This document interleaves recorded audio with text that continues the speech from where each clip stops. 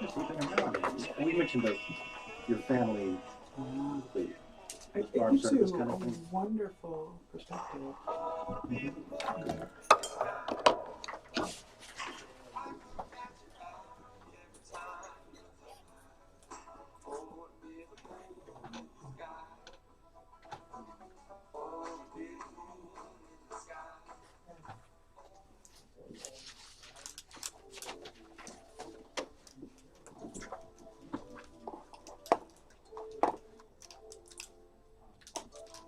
Good.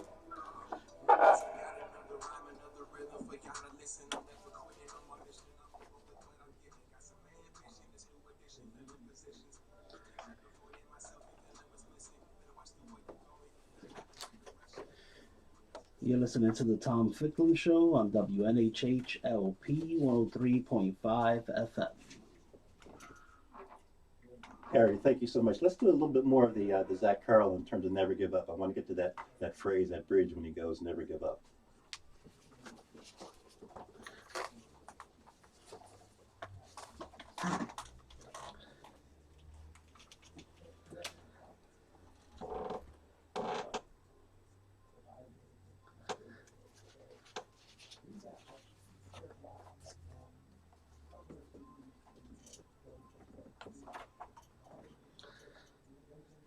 I wanted to kind of give Zach that shout out.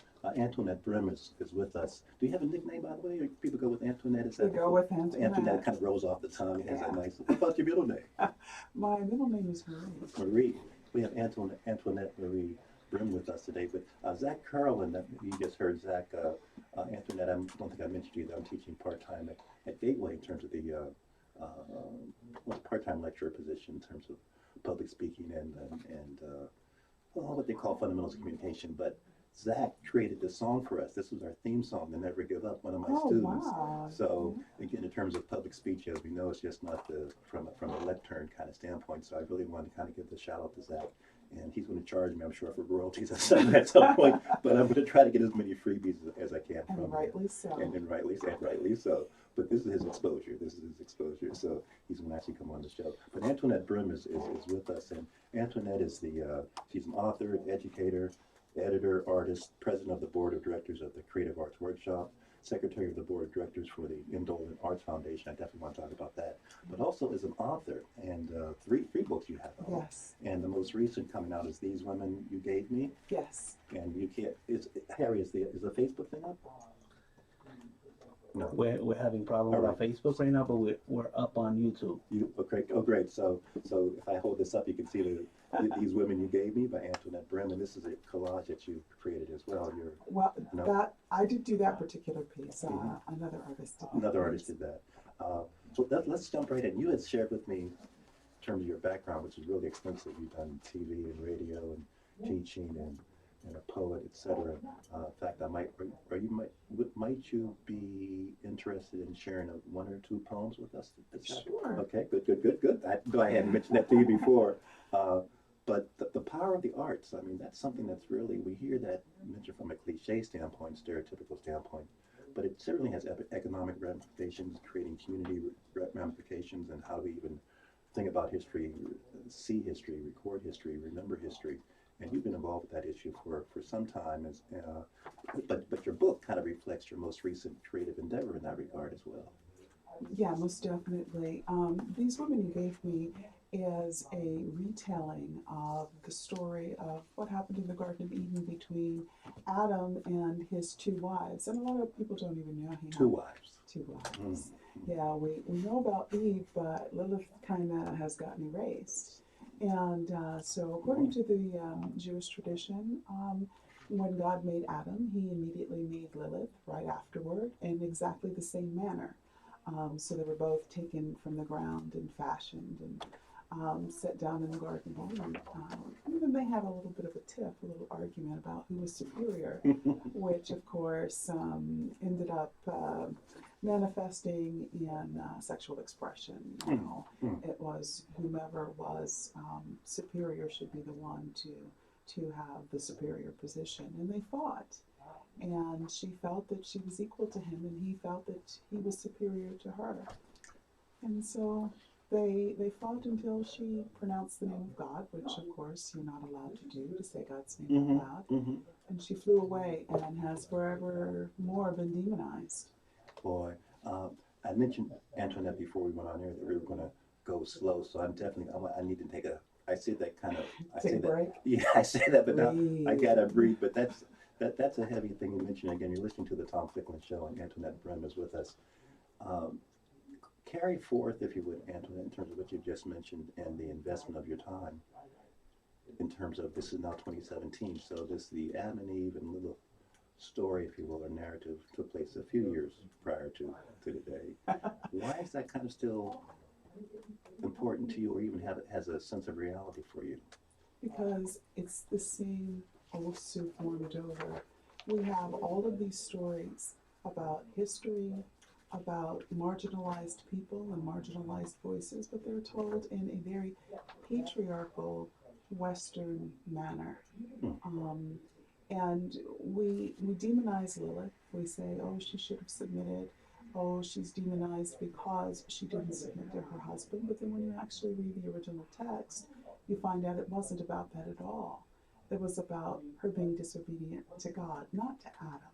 Mm-hmm. We have the same patriarchal story when we're talking about Eve. You know, Eve is the bad guy. Eve didn't do the right thing. But we don't stop and look at the fact that when Eve came into existence, she had no foreknowledge or understanding of anything around her. Mm-hmm. She came into the world knowing herself only through Adam's eyes, who saw her as, you know, subordinate and supposedly submitted and beneath him. And so we make all of these assumptions about these women and the bad things they do and how terrible they are without understanding who they are. Mm-hmm. And we don't know who they are because we don't have women voices telling women's stories. And so what we find is that this keeps getting repeated and repeated and repeated. Now, as I was mentioning earlier, I'm finding that there's a resurgence of this. Mm-hmm. It's a very reactionary time frame where we have the Senate about to figure out how they're going to replace Obamacare and how we're going to have, you know, our health care given to us. And they didn't ask any women to be on the committee. And they say, well, we don't need that type of diversity. We have other diversity of thought. But I'm thinking to myself, you know, you don't even know what you don't know until you bring another viewpoint into the room. And then when you have another viewpoint, someone will say to you, you know, this is what happened to me, or this is what happened, you know, to someone else I know, or this is what we talk about when we're all together and you're not here. And maybe we need to think about those things. So when I go back and I start talking about Lilith and Eve, I'm talking about the very foundations of how men and women distribute power. And it's very, very inequitable. Antoinette, you know, this is Monday, so people just waking up. I'm still just waking up. Harry's just waking up. Paul's just making. But it seems to me that the women have been woke for a long time, and the men are still kind of. This is the world we're walking in, and if you're not necessarily having the raindrops falling on you, you don't know that it's raining. But when you have men telling you what you should be and who you should be, then and then you know something different about yourself, it's problematic. It makes for a strange duality, and I think that's something we really need to talk about. We don't need to lose ground. You know, we've gained some, but it seems to me that we stand in the coming years to lose a lot of ground if we don't start to talk about these things. Share, look, and I really appreciate what you said. We're going to go slow, and we might just stay on this topic for. Well, you know, we've been, as you say, we've been talking about it for 2,000, 3,000, 4,000 years. Yeah. I mean, even if you go back to whether it's Papyrus or Osiris. So, all right, have you? I'm struggling to ask the question about how do you want to be defined? Do you want to be defined as an activist, as an author? Do categories mean anything to you? And also, I'm struggling with framing a question about. If we just had these conversations in written text, is it still going to just continue for the next millennium through? Wow. You follow me? Yeah. talking about just waking up, that's a mind-blowing question. You know, I'm gonna start with this whole notion of how I want to be defined, and then move into the written word. Okay. It's really funny. I think I would want to be defined as someone who didn't just survive, but actually learned how to thrive in a world that is not necessarily very hospitable to people like me. You know, an African American woman, and that has its own complications and joys. So I want to be looked at as someone who took the ball and just totally ran with it. My very first book, Some of the Sunflower, was written primarily during my graduate program, and it's about coming of age through divorce. And I was married for 15 years, had 3 beautiful children, and somehow lost myself in that whole notion of what a woman is supposed to be. That helped me, that support, all of those things, and didn't write poetry for 10 years, although I wrote my first poem at about 7. So it's something that was supposed to be, I was supposed to be a poet my whole entire life. But the world, expectations, my marriage expected me to be something other than that. And so Some of the Sunflower is just about coming of age, of saying, you know what, I know who I'm supposed to be, regardless of what the world says I'm supposed to be. And so let me reintroduce myself to the world. And I would like I would like women to know that they can do that. And I've gotten a lot of email from women who have said, you know, I sat down, I read the book, I cried, I get it, you know, and that makes me really happy. So then from that book, I went to Icarus in Love, which is this whole notion of what is love. And it was kind of written on a dare. Someone said, you're the poet, you figure it out. And I decided not to just look at love from the perspective of, you know, intimate relationships, which of course are powerful and important and defining, but also love of self, which was something new to me. I was taught, I think as a lot of women are, to take that love and point it outward.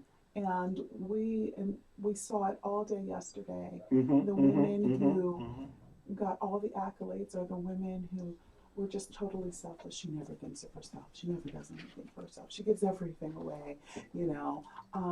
And that's what we celebrate.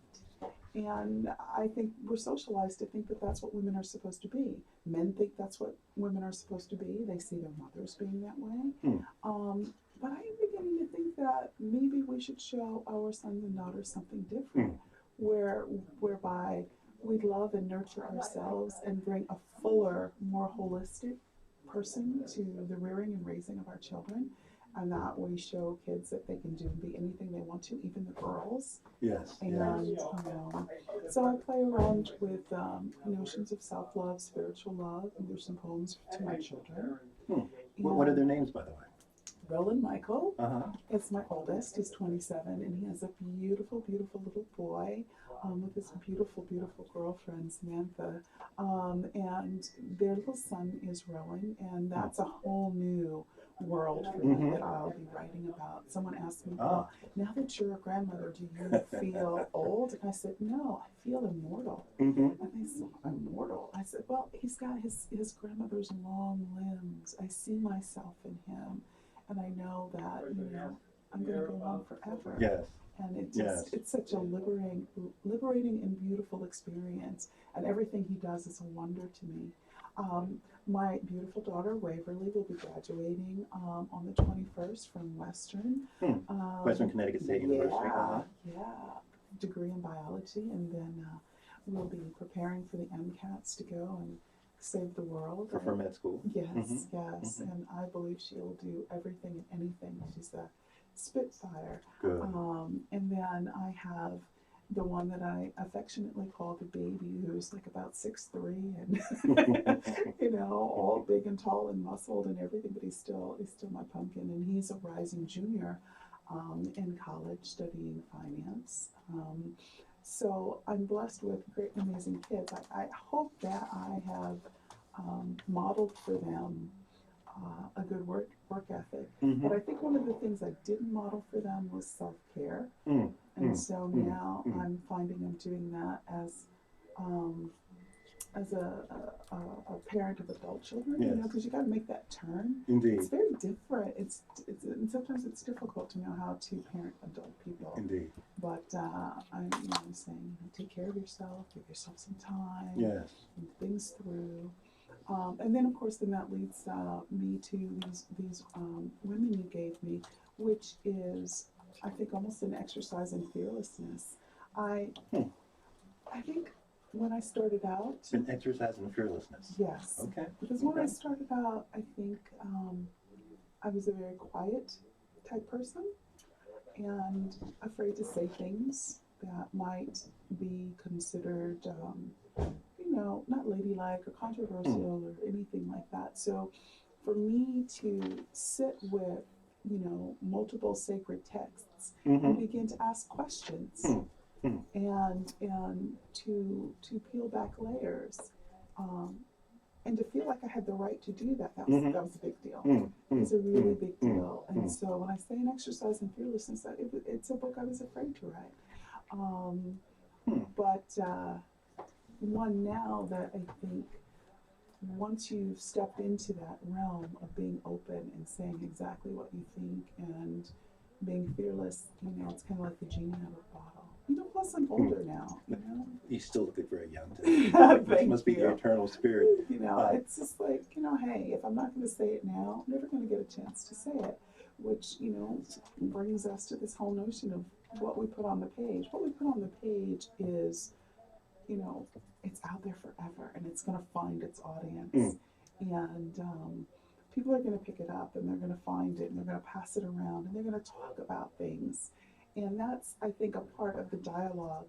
Anything that incites dialogue is good. You don't have to agree with it. You just have to talk about it. Boy. You listen to the Tom Ficklin Show, and Antoinette Brim is with us. And Antoinette is an author and educator, editor, artist, president of the board of directors of the Creative Arts Workshop. You just had a nice event this past Saturday, by the way, nice fundraiser. It was awesome. Thank you so very much. And secretary of the board of directors of the Indolent Arts Foundation. Harry, should we have Antoinette kind of read a short poem? I mean, she's been speaking poetically for the. That goes without saying, but I want people to know that you're really. That I really, really do. Yeah. Let me figure something out that kind of goes really nicely. All right.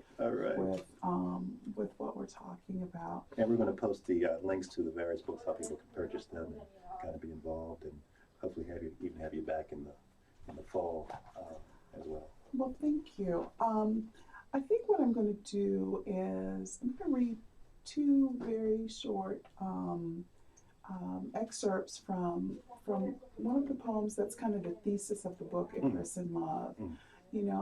This whole notion of love, it's like, what is it? One of the things I discovered while I was researching and thinking about this book and writing this book is that love will make you or break you, right? But it's just like Icarus, that little moment when he's flying too close to the sun, before he realizes that he's created this, terrible situation for himself from which he can, never be saved.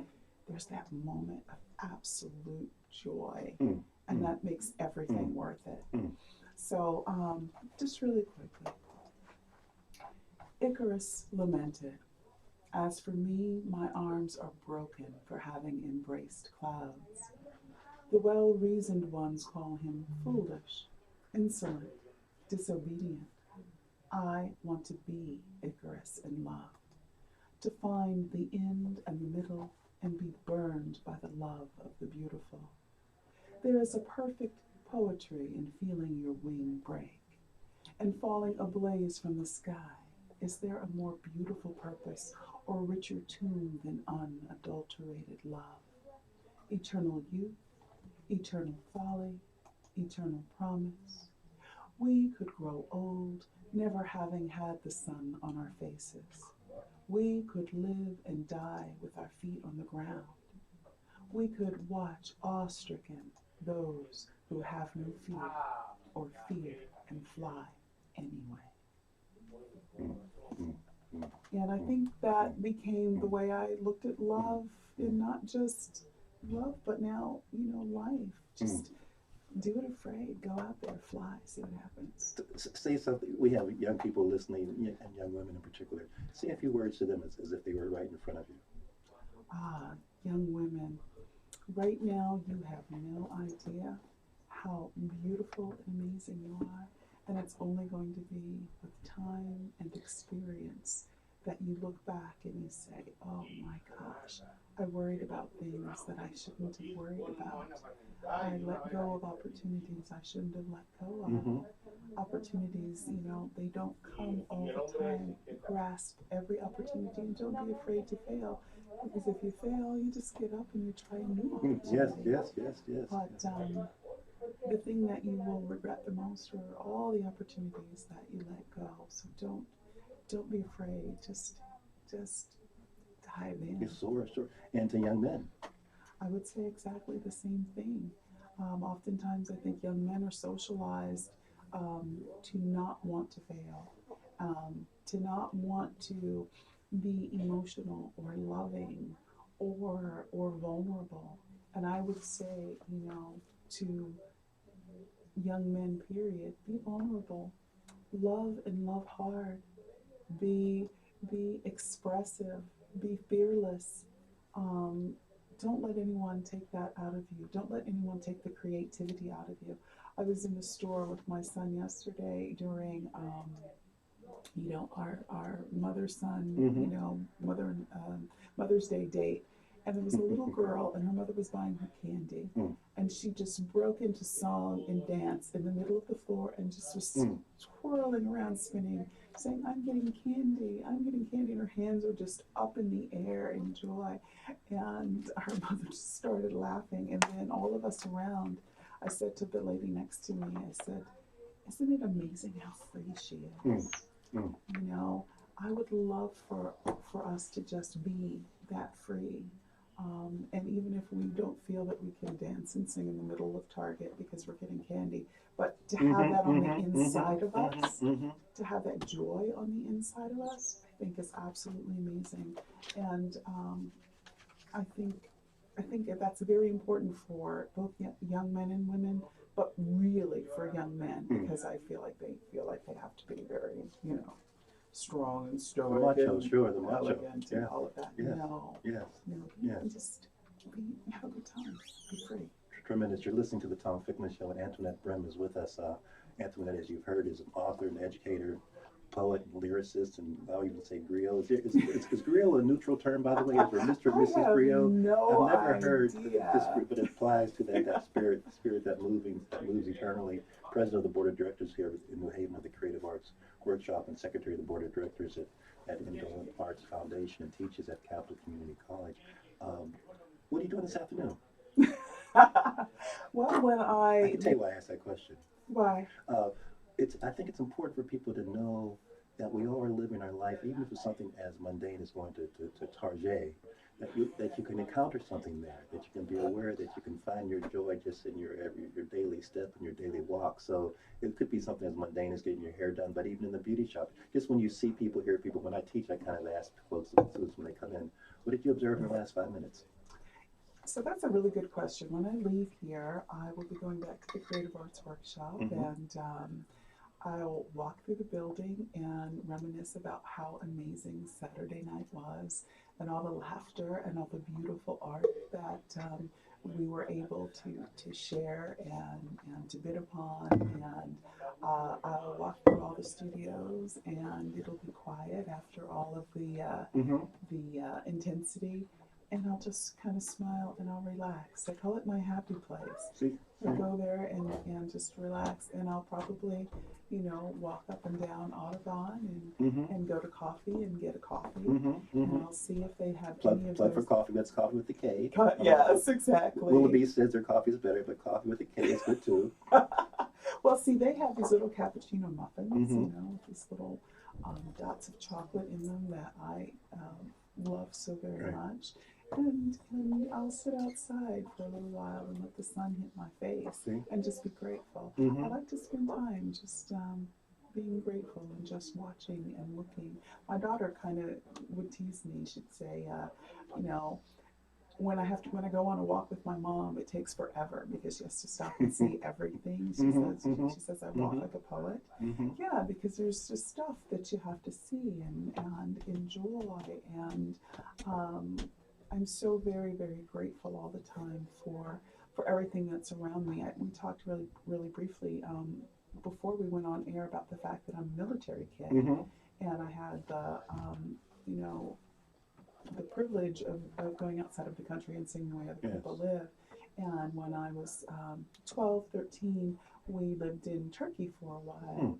And it was like stepping back in time. There's so many things that you don't think about. I was on a bus with my dad, and he said, "Look out the window, Antoinette." So I'm looking out the window, and I see in this big body of water, people washing their clothing and painting it on, and they're scrubbing their donkeys and their horses and all of that, and kids are splashing. And he says, "That's where we get our water. That's why you have to, you know, never ever, you know, let that water get into your mouth." So, you know, we take a gallon jug and you drop 6 drops of Clorox into the water to purify it, and that's what we would eat with and cook with and all of that kind of stuff. And so, remembering something like that, when you come back to the States, you turn on the water faucet and you can, you know, put a glass underneath it. You're grateful. You're grateful for those things. You know, for having enough. You're grateful. Very grateful for an air conditioner because Turkey was 120 degrees in the shade. So I think that makes up my everyday. It's just this whole notion of gratitude. And I think too, as you get older, you start to realize how important time is. And that's one of the new books that I'm working on now. No, wait, but you already mentioned one, so now there's 2 books, 3 books. This is the whole anthology, the Brim anthology. I keep multiple projects I love this. going. I love this. It's Another reason you'll be back. process. That's why you're coming back. Keep us up to date. I want to look at this whole notion of time and what does it actually mean to live in the moment, and what does it mean to respect time, and to understand that our time is finite and why that's a good thing. It took me a little while to kind of figure that out. It's like, gosh, you know, I'm going to be gone at some point in time. But the fact that you're going to be gone at some point in time means that every moment that you're here is very impactful and very important. And so it makes you kind of measure how you use your time a little bit differently. Tremendous. And so I'm working on this new book that is about time and about change. Because there was a time when I wasn't comfortable with change. I liked things to stay the way they were because I felt like I understood them. Paraphrase that a little bit, because folks are, whether they're political or ideological or religious or just trying to deal with their addictions or whatever level, this thing about change, we've heard it for the last, change since the beginning of time. With this thing about change has been, in fact, people talk about time being an artificial expression of change. But in terms of the political situation, and I think so many of us feel like somewhat mentally unstable or just being challenged by what's occurring in the external world. So say something about what I just tried to mumble about. You know, it's a really good point. I've noticed that people they're disconcerted. Yes.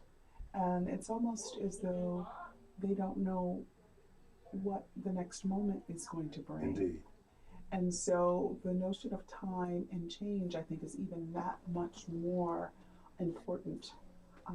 And I think we need to live in the moment and be grateful for each and every moment, but we need to also understand that the next couple moments are not necessarily promised to us. Every time a new missile goes off somewhere and somebody gets a little, you know, I wonder, you know, what is going to be the response to that, and how is that going to affect time going forward? I think about time a lot too now, being a grandparent, because there's only a certain amount of time that I'll be here to offer support and protection for generations.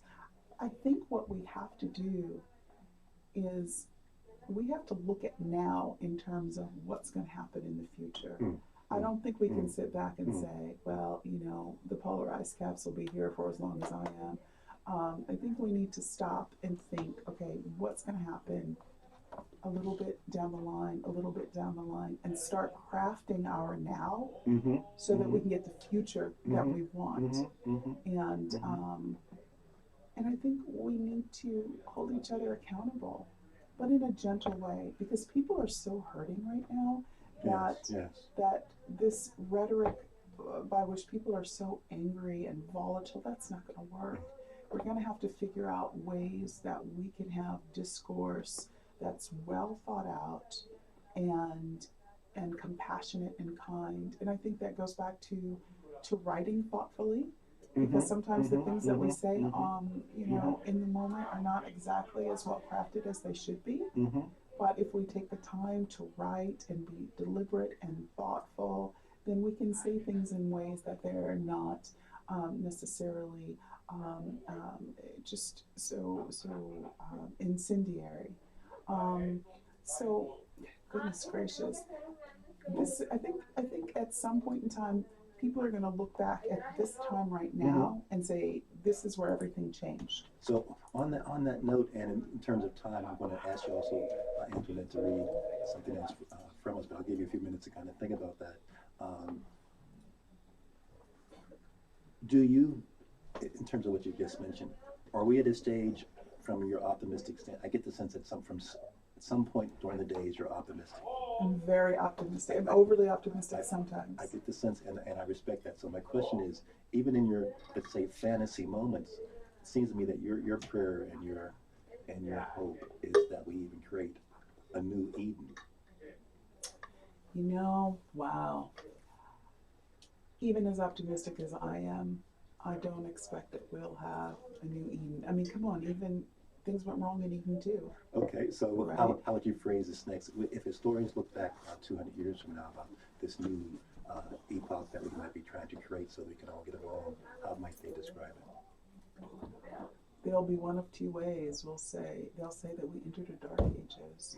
We'll say where people stopped seeing art as important and amazing, where people stopped taking joy in diversity, where people became angry and embattled and embittered, and where the classes divided even more deeply. So that's the dark side. How about that's the the dark side. Or they'll say things got so bad that people stopped, looked around, and said, no, we can do better than this. And people started to reach across economic, racial, gender lines and started saying, okay, what do we have in common? Indeed. And what do we want that we could all agree upon? And let's work on that first. Indeed. And get things going in a decent direction. Because I think the things that we agree upon are much more profound than the things that we disagree upon. We agree that we should take care of the kids. We agree that we should take care of the planet that we live on. We agree that people should be decent, kind, honest. You know, we pretty much agree that facts are facts. You know, the things that we really agree upon are foundational things. And I think if we rally around those things where there's confluence, it's going to get better. I don't wish for an Eden. I wish for us moving toward perfection. You know, perfecting ourselves so that we have a better world. And I'm sure you have 1 or 2 or 3 or 4 or 5 or 6 or 7 or 8 or 9 or 10 poems pertaining to that aspiration. So I'll give you a moment to kind of choose one. And you listen to the Tom Ficklin Show, and Antoinette Brim is with us. And Antoinette is a teacher, an orator, an author, a poet. She's done radio shows that you can easily probably hear and see. She's a grandmom. I'm not going to call her granny because I don't know that well, but maybe at the end of the show I might try to slip that in.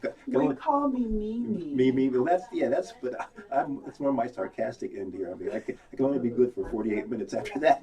Antoinette, my quota is over. I'm telling you, once a week, Harry. That's about the best I could do. Okay, that sounds good. But her sharing, and again, the show this year in particular, Antoinette, I've been trying to deal with either the words social justice, social change from a just mentioning the words or just even embodying the words, and you've illustrated what social justice, what social change, what economic justice kind of means without even having to use those categories. I really appreciate what you've shared. But you're going to read from Icarus in Love?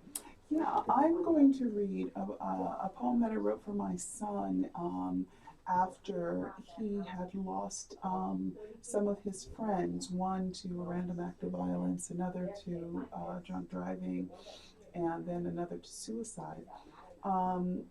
You might say, my goodness, that doesn't sound optimistic, Antoinette. And every time we turn on the news, we find that there's another young individual who has been cut down in the prime of life, and I think that we're becoming very comfortable with that. If there's not even that much outrage anymore. But I want to read this poem for all of the people who are hurting and as an encouragement, but also as witness. It's called We Carry Our Dead With Us. Curse the sun that clouds like sugared absinthe. Curse the sun that barely warms it. Square your shoulders, son. We carry our dead with us. Rain will not stop because we will it. A dead messenger does not change the truth. The truth instead settles itself inside us. There is no antidote for the grief that ails. No song drowns out a mother's wail. No force can pull a father's fist from the sky. We bear the sudden sandstorm. Grip our teeth. Blink our pricked eyes. Kiss the cheeks of those with faces gone sugar of lead lost to us. Bathe in the cry of cerulean wings cutting across the sky. Flight is a freedom that awaits us all. Now we move on. Do what they left undone. Avenge the tired heart gone silent. Cover the bullet holes that hemorrhage hope. Our dead are with us.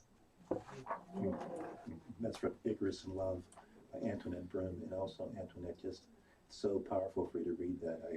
You have several YouTube videos up as well, and I think this is one that you've read, and I listened to it either yesterday or the day before, so we're going to post those as well. Because whether we have to use the word Mike Brown, or whether we have to use the word Trayvon, or whether we have to use the word until we don't have those words, there's a continuity here that continues. Right. And so many names we don't even know. As we kind of wind up the Creative Arts Workshop, New Haven is considered kind of the cultural capital of some would say of the state, and I'll say of New England, in spite of New York and Boston. But I think, you've traveled, you mentioned you've traveled around the world, and you've traveled to museums, and you've been involved with the poetry organizations, and really some very elite poetry things. So you're kind of, it's fair to say you're a global traveler.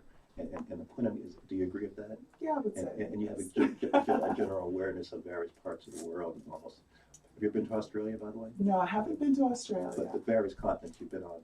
What I'm getting to is, from a creative standpoint, the Creative Arts Workshop is a small place, relatively speaking, but we have a lot to offer here in New Haven. And yes. The rates are the course panoply, the menu of courses that you can take there, the rates, the opportunities. Share. This is a chance to kind of share a little bit, and just even if you weren't the board chair of the Creative Arts Workshop, I would ask you this question. But this is a leadership transformation kind of issue that you're involved with.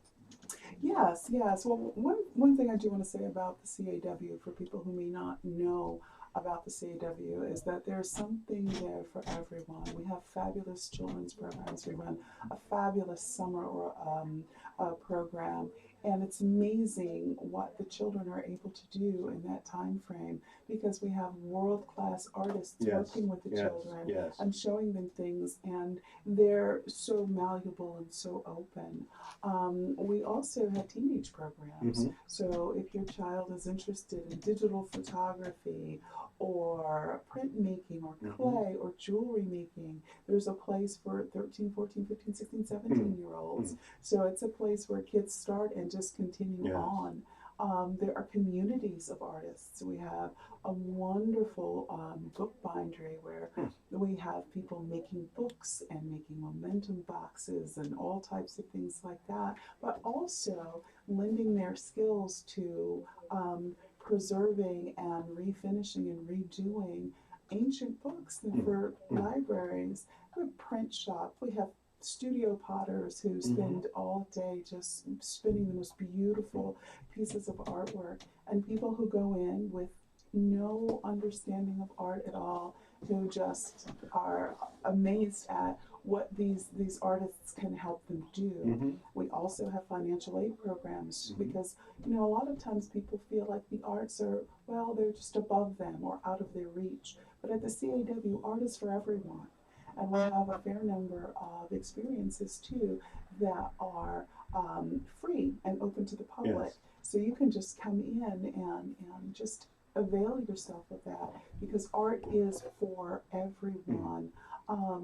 We are, yes, reinventing ourselves as we're moving into a time where we're looking for a new executive Yes, director. your former one is now at the Yes. Arts Council. At the Arts Council, and so this is an exciting time, you know, because we're going to have an infusion of even more, you know, new ideas and to go into new places. But I think that the arts are important to the community because they bring people together, because they offer expression, because they allow people to be their best and truest selves, and they're also a haven in time of distress. Yes. And as we talked about, there is this pall that's kind of over the world.